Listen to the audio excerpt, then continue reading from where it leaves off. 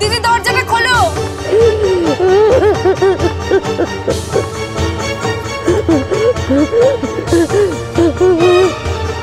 দিদি কাঁদছে, শুনতে পাচ্ছিস? তা কাঁদবে না? ইস কি যে করি, কি হবে এবার? আমার না এবার খুব ভয় করছে রে। আমারও। আরে ভয় পেলে হবে, আগে তো ওনাকে ঘর থেকে বের করতে হবে নাকি? দেখি সরুন। কি করে? উনি তো দরজাটাই খুলছেন না। দিদি আসলে খুব মানি লোক, ওনার খুব সম্মানে লেগেছে, আমি বুঝতে পারছি। না মাঠান, দিদি মাঠান দরজাটা খুলুন। মাঠান, মাঠান আপনি কি শুনতে পাচ্ছেন? তাহলে দয়া করে দরজাটা খুলুন।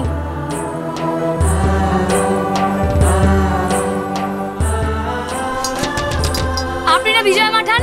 হ্যাঁ, কত লোকে আপনার কাছে আসে, আপনাকে সবাই কত মানে, আর আপনি এভাবে ঘরের মধ্যে দরজা দিয়ে বসে বসে কাঁদছেন। দেখুন, চোখের জল না ফেলে ওই দুশ্চরিত্র পুরোটাকে হিড় হিড় করে সবার সামনে টেনে নিয়ে আগে শাস্তি দিন তো। আচ্ছা, আপনি তো কোনো অন্যায় করেননি, তাহলে আপনার কিসের লজ্জা শুনি? ঘর থেকে বেরোন বলছি। দোষ তো আমারই, দোষ আমারই। আমি তো ওই মানুষটাকে বিশ্বাস করেছিলাম। আচ্ছা, আপনি তো সবার অন্যায়ের বিচার করেন, তাই না? আপনি তো দোষীকে নিজের হাতে শাস্তি দিতে ভয় পান না, আপনার তো হাত কাঁপে না। তো নিজের বেলায় এভাবে চোখের জল ফেলছেন কেন ঘরে বসে বসে? দেখুন, আপনার কিন্তু এভাবে নিজেকে ঘরবন্দি করে রাখাটা মোটে মানাচ্ছে না, আপনাকে কিন্তু এটা মানায় না। আপনি ঘর থেকে বেরোন, বেরিয়ে এসে ওই বুড়োটাকে টেনে এনে শাস্তি দিন। কাকে আমি শাস্তি দেব? এতগুলো লোকের সামনে আমি এই পোড়া মুখ কি করে দেখাবো? কি লজ্জা, কি অপমান! লোকে যে হাসাহাসি করবে। না, এখন তো দেখছি লোকে আপনার নামে যা বলে না জেনে শুনে ভুল বলে। আপনাকে ওরা চেনে না, তাই আপনি তো আর পাঁচজনের মতোই ভীতু। আর পাঁচটা সাধারণ মানুষ যেরকম ভয় পায়, আপনি তো সেরকমই ভয় পাচ্ছেন। যদি সত্যি সত্যি আপনি সাহসী হতেন, তাহলে আপনি ঘর থেকে বেরিয়ে আসতেন, এসে অন্যায়ের বিচার করতেন এবং দোষীকে নিজের হাতে শাস্তি দিতেন। কিন্তু না, আপনি ঘরের দরজা বন্ধ করে লোকের ভয় মুখ লুকিয়ে কাঁদছেন। দেখুন, আপনি যদি ঘর থেকে না বেরিয়ে আসেন, তাহলে কিন্তু ধরে নেবো যে আপনি ভিতর টিম ব্যাস।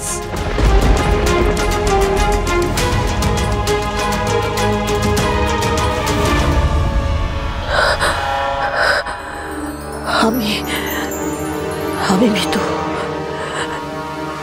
সত্যি তো।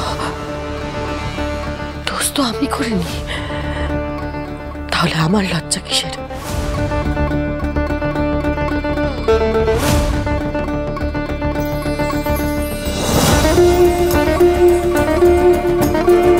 দিদি, ও দিদি, দিদি শোনো। তুমি তো অসাধ্য সাধন করেছো ওঠান, আর অনেক কিছু করার বাকি আছে জানা দিদি। চলো চলো চলো চলো চলো চলো। এসব কি শুনছি শৈল? দিদি শোনো। কি শুনছো মানে? যা শুনছো সব বাজে কথা। এই মেয়েটা এতক্ষণ ধরে তোমাদেরকে যা যা বলেছে না, সব বানিয়ে বানিয়ে বলেছে। ফিরতে দাও, আমার দাদাকে একবার বাড়ি ফিরতে দাও। দাদা এসে জানতে পারলে না, এই মেয়েকে একেবারে উচিত শিক্ষা দেবে। হ্যাঁ, শিক্ষা তো দিতেই হবে। কি মাঠান, আসল দোষীদের শিক্ষা দেবেন তো? দিদি, দিদি তুমি ছেড়ে দাও, কাউকে কোনো শাস্তি দিতে হবে না। কেন গো, তুমি চাও না ওই দুশ্চরিত্র বুড়োটা একটা শাস্তি পাক?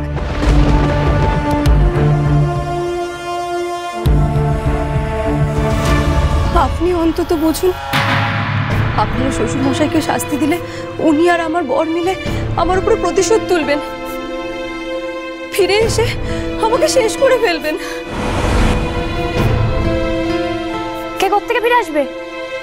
আমার বর তো তার মাকে নিয়ে তীর্থে গেছে, কিন্তু কিন্তু অঙ্কন ফিরে এসে আমাকে ছাড়বে না। অঙ্কন? কোন অঙ্কন?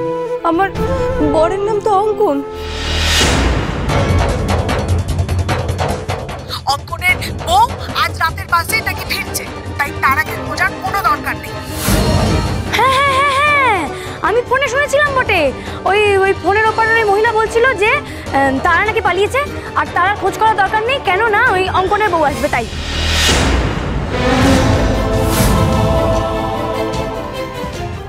বৌমা এসব কি বলছে? তাহলে কি আমি না জেনে শুনে প্রধান মশাইয়ের অন্য পক্ষের ছেলের সাথেই তারার বিয়ে দিলাম? সর্বনাশ, প্রধান মশাই তো আমাকে দিয়ে দারুণ খেলা খেললেন। তার মানে নিজের ছেলেকে রাইস মিল পাওয়ানোর জন্য উনি এই সম্বন্ধটা আমার কাছে এনেছিলেন মাঠানকে দেওয়ার জন্য। মাঠান, একটা ব্যাপার কিন্তু স্পষ্ট যে অঙ্কনের সঙ্গে তারার কোনো একটা সম্পর্ক আছে, আর সেই ভয়ে হয়তো শ্বশুর মশাই কামাখ্যাকে বাড়ি চলে যেতে বলছিল। না জেনে শুনে তারার এত বড় ক্ষতি করলাম আমি, দুজ পরে বিয়ে দিলাম। আচ্ছা মাঠান, একটা কথা বলুন তো, এই তারাই কি সেই তারা যার কথা আপনারা সবাই বলেন?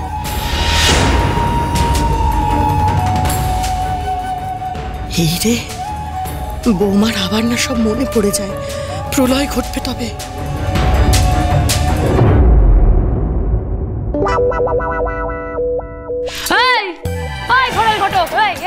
কোথায় পালানো হচ্ছে? হ্যাঁ, সেদিন থেকে আপনি বলছেন যে আমি কিছু জানি না, আমি কিছু জানি না, আজকে পালাচ্ছেন কেন?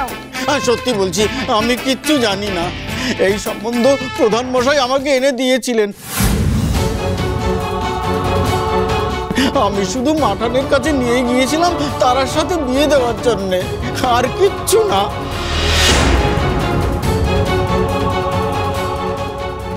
তবে কি পুরোটা ওই লোকটার প্ল্যান? আচ্ছা, তার মানে আমার শ্বশুর মশাইয়ের আরেক পক্ষের ছেলে অঙ্কনের সাথেই তারার বিয়ে দিয়েছেন বিজয় মাঠান।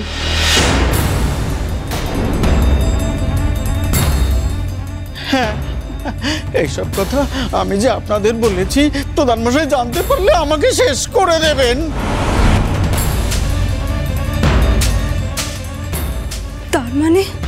তার মানে আমার বর আবার বিয়ে করেছে? তীর্থে যাওয়াই সব কিছু ভুয়ো? সেই জন্য আমি ফিরে আসায় শ্বশুরমশাই আমার উপরে ওইভাবে রেগে গেলেন।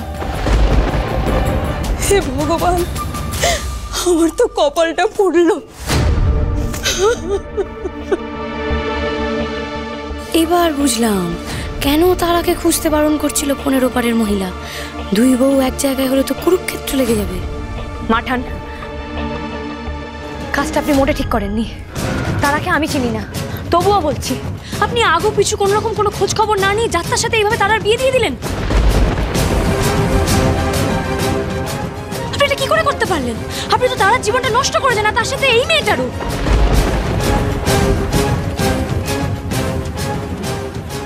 আমি তারার এত বড় সর্বনাশ করলাম, এর চেয়ে আমার মরে যাওয়া ভালো। তবে মরার আগে ওই বিশ্বাসঘাতক লম্পট লোকটাকে আর তার ছেলেকে হাজতে দেব। মাঠান, দোষীদের কিন্তু শাস্তি পেতেই হবে। আমরা সবাই মিলে যাবো অঙ্কনদের বাড়ি, আমরা হাতে নাতে ধরবো ওদেরকে। আপনাদের বাড়ি গাড়ি বের করুন, ওই গাড়ি করেই আমরা যাবো। কিন্তু বাড়ির গাড়ি তো নেই, যে ভাড়ার গাড়িটা মিষ্টি আনতে পাঠানো হয়েছিল সেটা তো ফেরত চলে এসেছে। খুব ভালো কথা, ওই গাড়ি করেই আমরা সবাই যাবো। মাঠান, যাওয়ার আগে আপনি পুলিশে একটা ফোন করুন। ওই পঞ্চায়েত প্রধান না হাতেই তাকে আজকে দেখছি।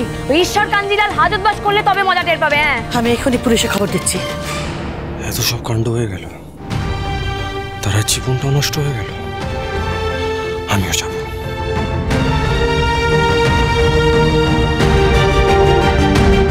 চলো চলো সবাই শিগগিরই চলো। এই কামাখ্যা, চলো চলো চলো চলো। আরে আটকা! সন্ধ্যা, দাঁড়াও, আমার কি কথা মুশকিল, আপনি এভাবে পিছু লাগছেন কেন বলুন তো? দেখছেন না আমরা একটা আন্দোলনে যাচ্ছি, একটা ভিড় করতে যাচ্ছি। কি কথা, কি কথা? হ্যাঁ, যাবে, নিশ্চয়ই যাবে। কিন্তু আমি বলছিলাম কি যে তার আগে আমাদের একটু নিজেদের ভেতরে আলোচনা করে নিলে ভালো হতো না?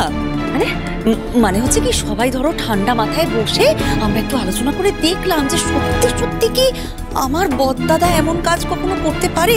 না হলে না জেনে শুনে সোজা এভাবে দলবল নিয়ে পুলিশের কাছে চলে যাওয়া, এটা তো উচিত নয়, বলো? একদম উচিত। কে বলেছে উচিত না? যে অন্যায় করেছে তাকে শাস্তি দেওয়া সবসময় উচিত। এই চলো সবাই, চলুন সব।